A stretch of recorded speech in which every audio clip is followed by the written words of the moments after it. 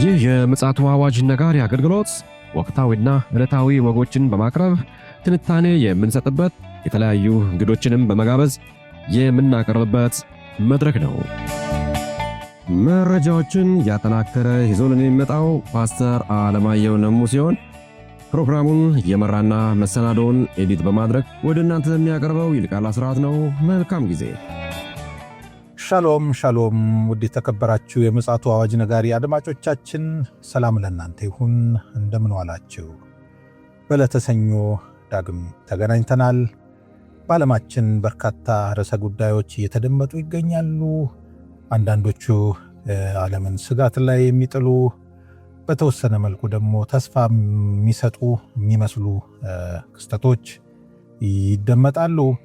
እነዚህንና መሰል መረጃዎችን አሰባስቦ ወንድማችን ፓስተር አለማየሁ ነሙ በእግዚአብሔር ቃል እየፈተሸ የማንቂያ ደወልም እየደወለልን ኋላ ላይ መረጃውን ያጋራናል። እንግዲህ መልካም ጊዜ እንደሚኖረን ተስፋ አደርጋለሁ። ይልቃል አስራት ነኝ ከምፅዓቱ አዋጅ ነጋሪ አገልግሎት።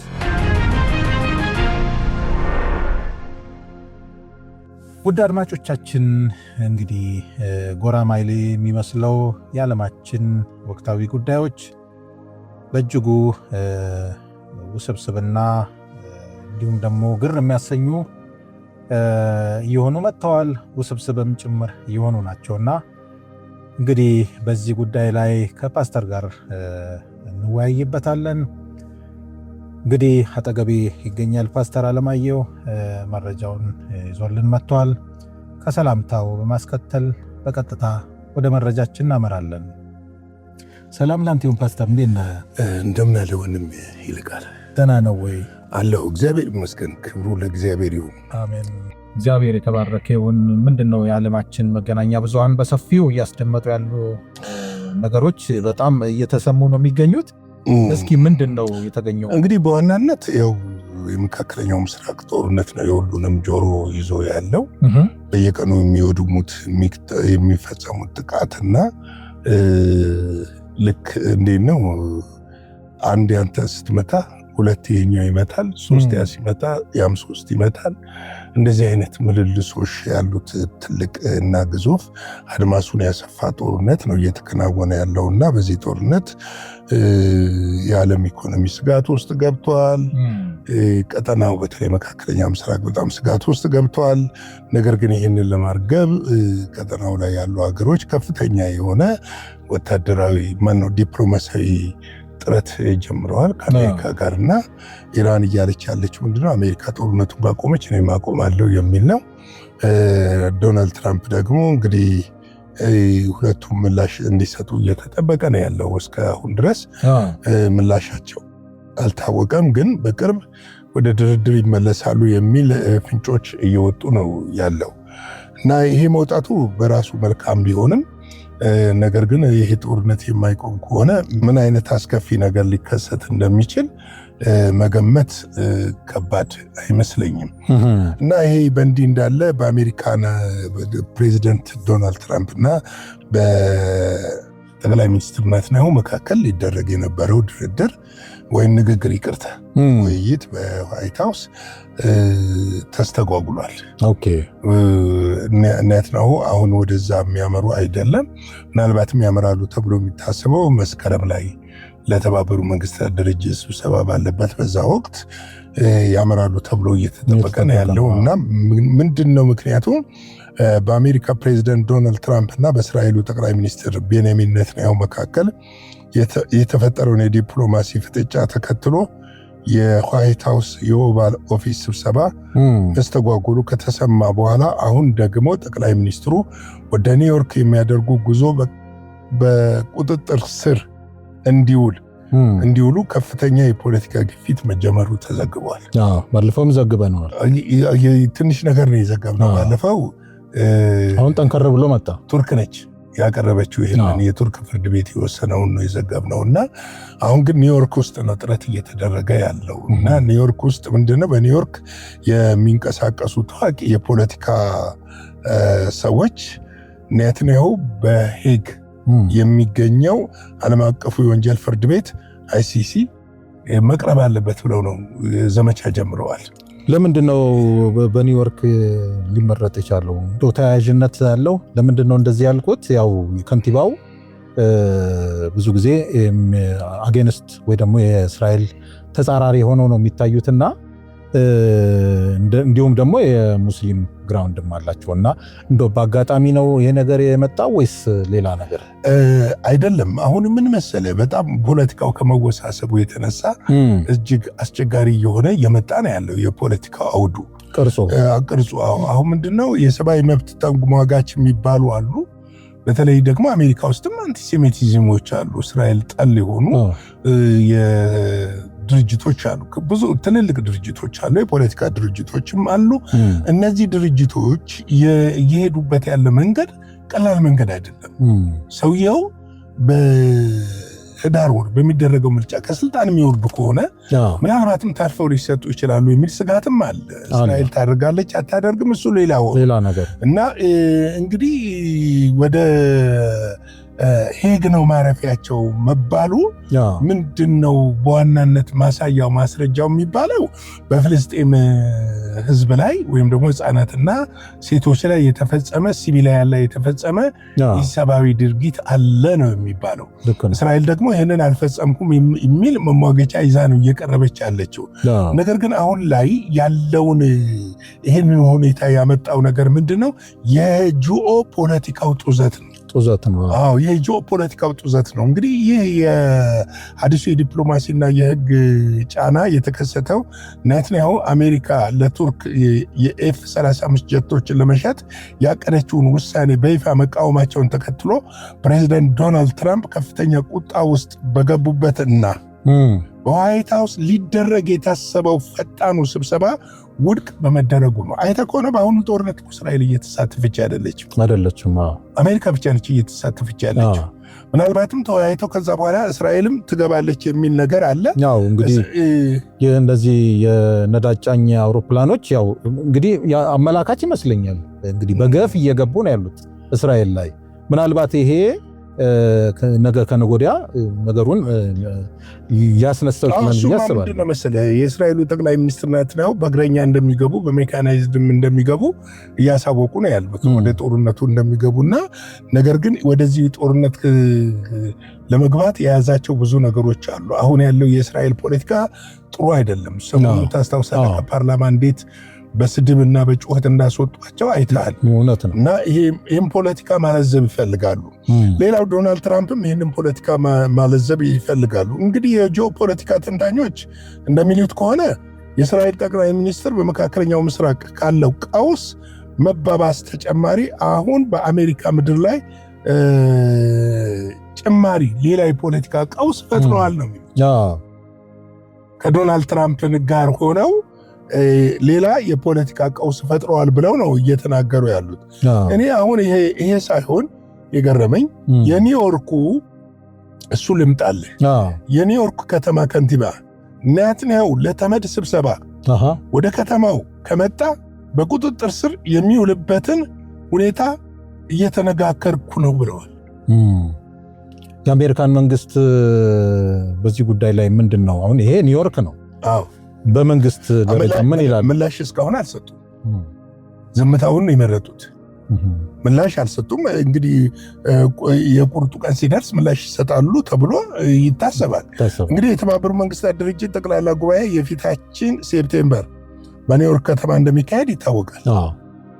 በዚህ ጉባኤ ላይ በርካታ የዓለማችን መሪዎች የሚገኙ ሲሆን ከእነዚህ መካከል የእስራኤሉ ጠቅላይ ሚኒስትር ቤንጃሚን ኔታንያሁ አንዱ ይሆናሉ ተብሎ እየተጠበቀ ነው ያለው። ለምን እንደገረመኝ ታውቃለህ? አሁን ለምሳሌ ከዚህ ቀደም በሰላሙ ዘመን ማለት ነው አሜሪካና ኢራን በጦዘ ፖለቲካ ፍልሚያ ላይ በነበሩበት ሰዓት እንደዚህ ጦርነት ሳይኖር ማለት ነው የኢራኑ ፕሬዝዳንት ኒውዮርክ ደርሰው የአሜሪካን መንግስት ሽፋን ተሰጥቶት ማለት ነው የደህንነት ጥበቃ ስብሰባው ላይ ተካፍለው ይመለሱ ነበርና ሌሎችም አሁን ኔታንያሁ በሚመጡበት ሰዓት እንደዚህ አይነት ነገር ሲመጣ የአሜሪካን መንግስት ለምን ዝም ይላል ምለውን ለዛ ነው እኮ የጠየቀው። እንግዲህ ምንድነው መሰለህ አሁን ላይ ያለው የፖለቲካ ጡዘቱ እየጨመረ መጥቷል። ቅድም ያነሳሁት ሐሳብ ነው በዋናነት ገዢ የሚያደርገው። አሁን ለምሳሌ ኔታንያሁ አውሮፓ ሀገር መሄድ አይችሉም፣ አሳልፈው ይሰጧቸዋል። ይሄ ይታወቃል። የትኛውም የአውሮፓ ሀገር ይሄዱም አይደለም፣ አንድ ሀገር ነች የሚሄዱት። እሷም ወዳጄ ብለው የሚጠሏት ስዊዘርላንድ ወይ ነው እንትን መስለኛው ወይ ሮማኒያ ወይ እንደዛ ገደማ ነው። ምስራቅ አውሮፓ ሀገር አካባቢ ነው የሚሄዱት። እና ምንድነው አሁን ያለው የፖለቲካ ጡዘቱ ዓለም አቀፍ መልክ እየያዘ መምጣቱ ነው ችግሩ። ዓለም አቀፍ መልክ ይዞ እየመጣ ነው ያለው። እንግዲህ በዚህ ጉባኤ ላይ ለመሳተፍ በሚሄዱበት ሰዓት በነገራችን ላይ እኮ አሜሪካ የአይሲስ አባል አይደለችም፣ አልፈረመችም። እንደውም አፈርሰዋለሁ እያለች ነው እኮ። እንዴት ነው አሳልፈው ሊሰጡ የሚችሉት? እና እኚህ ከንቲባ ለምንድን ነው ይሄንን ነገር ጠንከር ብለው የተናገሩት የሚለውን ነገር ማየት የሚያስፈልግ ይመስለኛል። ይህንን ኒውዮርክ ታይምስ ጋዜጣ ቃለ ምልልስ የሰጡት የከተማው ከንቲባ ሁኔታውን ወደ ስብሰባው በመጡበት ወቅት ለሚታሰሩበት ሁኔታ ያመቻቸን ያመቻቸን ነው፣ የሚገርም ሁኔታዎችን እያመቻቸን ነው ብለው በግልጽ ነው የሚናገሩት። እንግዲህ ከንቲባ ዚሄራን ሜዲን ሲናገሩ በበኩሌ ጠቅላይ ሚኒስትሩ ኔታንያሁ ሄግ መቅረብ እንዳለባቸው አምናለሁ ብለው ነው የሚናገሩት። ይሄ በጣም የሚገርም ምልክት ነው ብዬ ነው። የጦር ወንጀለኛ በመሆናቸው በዓለም አቀፍ ፍርድ ቤት መከሰስ ይገባቸዋል። እንግዲህ ይሄንን ነው ቱርክ በፍርድ ቤት በራሷ ፍርድ ቤት ወስናል። ዓለም አቀፉ ፍርድ ቤት ክስ አቅርባ በሄግ ችሎት መቅረብና መጠየቅ አለባቸው ብላ የወሰነችው። ምናልባት እንደው በመሃል ግንኙነት ይኖረው ይሆን ወይ የሚል ጥርጣሬም ያጭራል። እንግዲህ ሰውየው የዘር ሐረጋቸው የሚመዘዘው ከሙስሊሙ ወገን ነው። ሙስሊምም ናቸው ከንቲባው፣ ከዛም ነው የሚመዘዙት። ግን እሳቸው ብቻ አይደሉማ። አሁን ኒውዮርክ ውስጥ ያሉ የፖለቲካ ተዋናዮች ይህንን ጉዳይ ለማስፈጸም ከፍተኛ ሩጫ ላይ እንደሆኑ እየታየ ነው ያለው። እና አሁን እሳቸው ብቻ ቢሆኑ እሳቸው ብቻ ናቸው ብለን የአንድ ግለሰብ ጉዳይ ነው ብለን እንተዋለን። ሌላው ደግሞ ምንድነው ክፍተት የሰጣቸው ሰውየው ከዶናልድ ትራምፕ ጋር መሻከራቸውና በዚህም ጦርነት ደግሞ ያለማሳተፋቸው ብዙ ፖለቲከኞችን እያጠያየቀ ነበር። እንዴት ዝም አሉ የሚለው ጉዳይ ምናልባት ቸል ብለውት እንደማይሆን አውቀው ቸል ብለውት ሊሆን ይችላል። እንደውም እኮ የሚሏቸው አፓርታይድ ናቸው ይሏቸዋል። ኔታንያሁን አፓርታይድ በማለት ገልጸዋቸዋል ከንቲባው። አፓርታይድ የሚለው በጣም ከባድ ቃል ነው። ከንቲባውም ጨምረው የኒውዮርክ ፖሊስ ዲፓርትመንት የውጭ ሀገርን መሪን የማሰር ስልጣን ይኑረው አይኑረው እርግጠኛ አለመሆናቸውን ጠቅሰው በጉዳዩ ላይ ግን ከከተማው የሕግ ክፍል ጋር ምክክር እያደረጉበት መሆኑን አስረድተዋል። ይሆናል አይሆንም እንግዲህ በጊዜው የምናየው ነው። እንግዲህ አስከትለው ሕግ በኒውዮርክ ከተማ ይህንን እንዲያደርግ የሚፈቅድልን ከሆነ እንፈጽመዋለን ብለዋል። እና ይህ እንዲህ እንዳለ ማምዲን ከዚህ ቀደም ጠቅላይ ሚኒስትር ኔታንያሁን ፕሬዚደንት ትራምፕ ጨምሮ በዓለም አቀፍ የወንጀለኛ ፍርድ ቤት የሚፈለጉ ሰዎች የስም ዝርዝር የከተማው ፖሊስ እንደሚያስፈጽም ቃል መግባታቸውን ይታወሳል ብለው ያስቀምጡታል። እንግዲህ ጡዘቱ ቀላል አይደለም። ከጊዜ ወደ ጊዜ ጡዘቱ እየጨመረ ነው የሄደው። ምናልባትም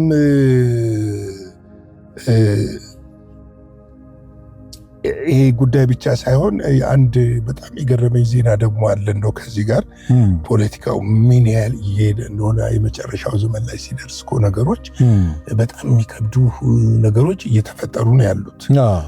ፕሬዚደንት ትራምፕ አሜሪካንን ከተዋል። ሀገሪቱ ወደ አብዮታዊ አመራሮች እያመራች ነው የሚል ወደ አብዮታዊ ማለት አብዮታዊ ሲባል ወደ ኮሙኒዝሙ ነው። እንግዲህ ይህንን የዘገበው ታዋቂው አሜሪካዊ ጋዜጠኛና የፖለቲካ ተንታኝ ታኳር ካርልሰን ፕሬዚደንት ዶናልድ ትራምፕ የአንድ የውጭ ሀገር ጥቅምን ፍላጎት ከአሜሪካ ብሔራዊ ጥቅም አስቀድመው መዋል በማለት ጠንከር ያለ ወቀሳ በመሰንዘር አሜሪካንን ከተዋል ሲል ከሷል። ሚዲያ ላይ ነው የቀረበው። የሚገርም ነገር እሱ ከጊዜ በኋላ ትንሽ አሁን አንቲሴሜቲክ እየሆነ ነው ያለው። ካርል ታከር የቀድሞ የፎክስ ኒውስ አዘጋጅ ነበረ ማለት ነው። ካርስ አክሎም በአሁኑ ወቅት ይላል በሀገሪቱ ውስጥ ባሉ ከፍተኛ የፖለቲካ አለመግባባት ሳቢያ ህዝቡ አመኔታ ሙሉ በሙሉ እያፈረሰ መሆኑንና አሜሪካ በአሁኑ ወቅት በቀጥታ ወደ ከባድ ህዝባዊ አብዮታዊ የሚያመራ መስመር ላይ እንደምትገኝ እጅግ አስግቶኛል። የአሜሪካ ፖለቲካ እውነት ለመናገር ፓስተር በጣም እንደውም አንድ ቀን በዚህ ጉዳይ ላይ መጫወት አለብን። በተለይ አሁን ከቅርብ ጊዜ ወዲህ ካምፔን እየተደረገ ነው አይደለ? ለአሜሪካን ሴኔቱ ማለት ነው። እና ምንድነው ልል የፈለኩት አንዳንድ አዳዲስ ነገሮች እየተስተዋሉ ነው ያሉት። በተለይ በቅርቡ ሶሻል ሚዲያውን ያጣበበው ወይም መነጋገሪያ ሆነው የኢትዮጵያዊ ደም ያላት ሴት ለዲሞክራቶች እጩ ሆና በምታረገው ካምፔን ላይ ሶሻሊዝም የሚለውን ነገር እየተጠቀመች ነው ያለችው። ሶሻሊስት ዴሞክራቶች ማለት ነው። ሶሻል ዲሞክራት በሚለው ስለዚህ አሁን ምንድነው አሜሪካ ወዴት እያመራች ነው ያለችው? የሚገርም ነገር ካርልሰን የዶናልድ ትራምፕ የቅርብ ወዳጅና ደጋፊ ነበር። እንዲሁም ትልቅ ሚና ሲጫወተ ነበረ። አንድ ነገር ወቅ አሜሪካ ለለያ ጋር ነች። አንዳንድ ሰዎች የሚሉት ነገሮች ሽፍት እያደረጉ እንደሆነ ወደ ምስራቁ እናውቃለን። የአሜሪካ መፈረካከስ ግን የዓለም ፍጻሜን እያቀረበው ነው የሚመጣው። ከምንም በላይ ለመሰለ መጽሐፍ ቅዱስ በዳንኤል ላይ ሲናገር ንስር አየሁ ይላል። ራእይ ላይ ደግሞ ንስሩ ከሴቲቱ ተለይቶ ሄደ ይላል። ሴቲቱ የሚላት ኢየሩሳሌምን ነው፣ እስራኤልን። እስራኤል አሁን ያለችበት የውስጥና የውጭ አጣብቂኝነት በጣም ከባድ ነው። መሪዎቹ አደጋ ላይ ነው ያሉት። ይሄው እያየን ነው ዜናው። ተመልከት። የአሜሪካ ደግሞ የውስጥ ችግር ከምንጊዜውም በላይ ጦዞ ጣራ ጥግ ላይ ደርሷል። የተፈራው ነገር እየመጣ ነው። ዶናልድ ትራምፕ ደግሞ ይህንን ጡዘት ለማብረድ ከጦርነቱ ለመውጣት ቢሞክሩ መልሶ ይጎትታቸዋል። ኢራንና አጋሮቿ ከጦርነቱ እንዲወጡ አልፈቀዱላቸው። እሱ መልሶ ይጎትታል። ስትራቴጂክ ለምን መሰለ? ከጦርነቱ እንዲወጡ አልተፈለገም። ልክ አሁን ለምሳሌ ሩሲያ ዩክሬንን እያዳከመች አውሮፓውያኖችን እያዳከመች እየመጣች እንዳለችው ማለት ነው። ገብቷል? እንደዛ አይነት ስትራቴጂክ እየተሰራ ነው አሁን ላይ ያለው። ስለዚህ የቀድሞ የቅርብ የትራምፕ ወዳጅ የሆነው ሰው በዚህ ልክ እሳቸውን የትራምፕ ብቻ አይደለም እኮ የእስራኤልም ወዳጅ ነው። በአብዮተኛ አድርጎ መሳሉና ፖሊሲያቸውን ሙሉ ለሙሉ መቃወሙ የሚያደርጉት ነገር ሁሉ የአሜሪካንን ሕዝብ ሉዓላዊነት የገፈፈ ነው ብሎ በድፍረት መናገሩ፣ እንደገና ደግሞ የአሜሪካንን ሕዝብ የሰጣቸውን አደራ ከተዋል ብሎ እስከ ማለት መድረሱ ምን ያህል እንደሆነ ያመለክታል።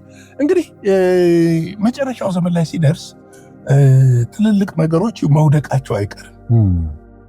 ይሄ እውነት ነው። ምክንያቱም መጽሐፍ ቅዱስ የሚለው ዳንኤል መንግስታት ያልፋሉ። ለንስሩ ምንድነው ያለው?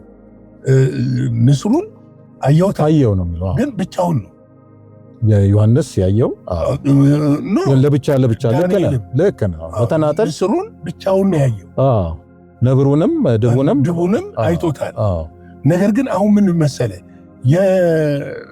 ወደ ትንቢቱ ፍጻሜ ለመምጣት መንኮታኮት የሚገባው ይንኮታኮታል መነሳት የሚገባው ይነሳል ፍጻሜው ላይ ነውና አሁን የእስራኤል የውስጥ መዋዠቅና የነዚህ አክራሪ አይሁዶች የፖለቲካው መስመር ፊት ላይ መምጣታቸው የሚወስኑት ውሳኔ አደገኛ እንደሆነ አትጠራጠር ትክክል መቅደሱንም ለመገንባት ጊዜ አይፈጅባቸው ስለዚህ እነዚህን ሁኔታዎች በጥልቀት በማየት ይህንን ካነሳ ላይ ቀር እንደ መረጃ የሆነ ነገር ልኬልህ ነበር ልብ ብለሃል አይቻለሁ እንደው ወደፊት እንመጣበታለን ግን ከባድ ፍንጭ ነው እንደው ጨረፍ አድርገህ ነው አይቻለሁ አይሁዳውያን ወደ መስጊዱ አሁን እየተጠጉ ነው ያሉት እየተጠጉ ብቻ ሳይሆን እኛ ስላልዘገብ ነው እንጂ ሰሞኑንም እየገቡ ወደ ውስጥ የራሳቸውን ጸሎት መስጊድ ውስጥ እያደረጉ ነው ያሉት ግቢ ውስጥ ይሄ ምንን ያመላክታል እና ይሄንን እኛ ስላልዘገብናቸው ነው እንጂ በተከታታይ እኔ አግኝቼዋለሁ መረጃውንም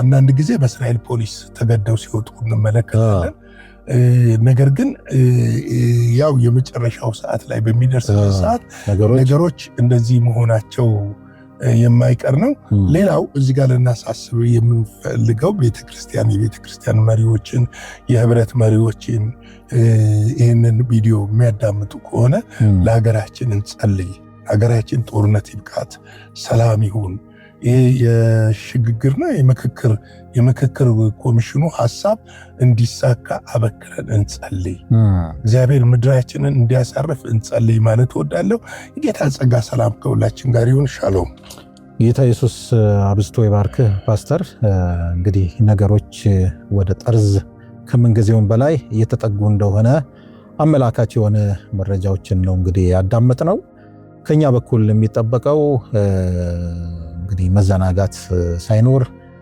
ባገኘነው አጋጣሚ መዘጋጀትና መንቃት ሌሎችንም ማንቃት እንዳለብን የሚጠቁም ብቻ ሳይሆን አበክሮ የሚናገር መረጃ ነው ያደመጥነው እንግዲህ ውድ አድማጮቻችን እንዳደመጥነው ነው ሁሉ ነገር ወደ ፍጻሜው እያመራ ነው ያለው ስለዚህ እባካችሁን ንቁ እንላለን ተዘጋጁም እንላለን እንግዲህ ለዛሬ ለዕለተ ሰኞ ይዘን የመጣነው የቀን መረጃችን ይህንን ይመስላል በምሽቱ ደግሞ በሌላ መረጃና መልእክት ተመልሰን የምንመጣ ይሆናል እስከዚያው ድረስ የእግዚአብሔር ምሕረት ቸርነት ጸጋ ከሁላችን ጋር እንዲሆን እንመኛለን ሻሎም ለዛሬ ይዘን የመጣነው ወቅታዊ መረጃ ይህንን ይመስል ነበር በሌላ ጊዜ በሌላ መሰናዶ እስከምንገናኝ ሰላም ለእናንተ ይሁን